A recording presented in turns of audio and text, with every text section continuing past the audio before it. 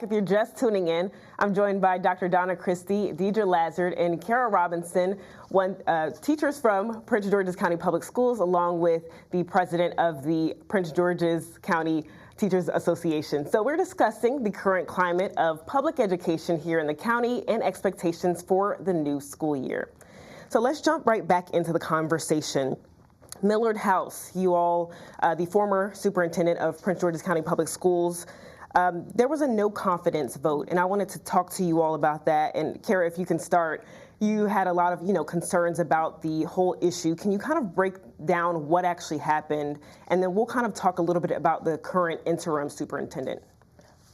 So with my perspective around, I think because there was a little viral moment of me speaking to the board where he was superintendent at the time. And some of the concerns were around communication. It was around making sure that we are all aware of what's going on and that our concerns were being heard and that we were being acknowledged and that there were actual steps happening. And a lot of people felt as though that was not happening. And so when it was brought up and it was discussed about how do we feel, that's the way it turned out, that there was a vote of no confidence. But I think all of us do everything that we think is best for our students. And so anytime a teacher is fighting for anything, we're fighting for our students. It's not just about us. So when we bring things, it's about our students. So the fight wasn't about him, it was about the whole system and the process of we're telling you something about what our students need. And so we have to do what we have to do to get our students what they need. And so that's kind of the way it went. But I'm happy that it shows that we fight for what we believe in, and we're willing to go to the table, we're willing to have a conversation, but if it's not reciprocated, we have to stand up for our kids because nobody else is there to do it for them. And what was the fight actually about? So what were you fighting for the students to get? It was about, we were fighting about safety, we were fighting about access to resources, we were fighting about their overcrowded classrooms, we were fighting about their access to things, because when there's an overcrowded classroom and a teacher is complaining, a lot of times they think we're saying we don't want to do more work. We do more work anyway. So I worked all summer, I was never off, right? So, and I mean my own work that I created for myself. So it's like, when we're fighting, it's because how can that student get as much attention as they need if there's 42 of them, if there's 38 of them, if you have that many? And then like we were speaking about earlier, there was an effect of COVID. And so they needed additional attention, and we needed the resources, we needed the help, we needed to talk about these things, and that wasn't being mentioned. If we understand students having different concerns and needs, but there's other students in the room and trying to make sure that every student had the same right.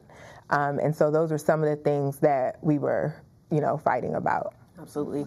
So now let's talk about the current interim superintendent. I had an interview with him recently, and I asked him, do you plan on, staying in this position full time? So his reaction to that question was, he's going to wait it out and do what he can for now and see what happens. So what is your reaction to him currently in this role? Are you liking what he's doing? Are you liking the job that he's done so far?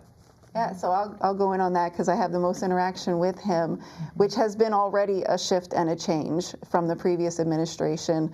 Very first time we met, already had his cell phone number, able to text him, call him anytime with any issues. With previous administration, I didn't have a phone number for over 6 months.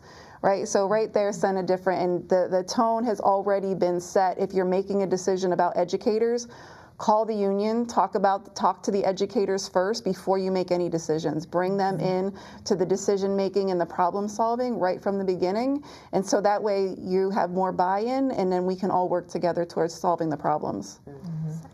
So currently, let's talk a little bit about policies that are in place right now in the DC metro area.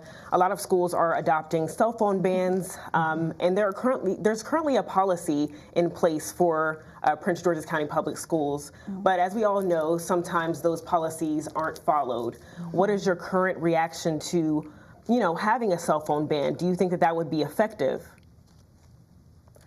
As a middle school teacher, I don't like the cell phones. I hate them. So anything that removes them from my classroom, I am in support of. Not because I'm anti-technology, just because I want them to interact with one another. I want them to talk with each other in person.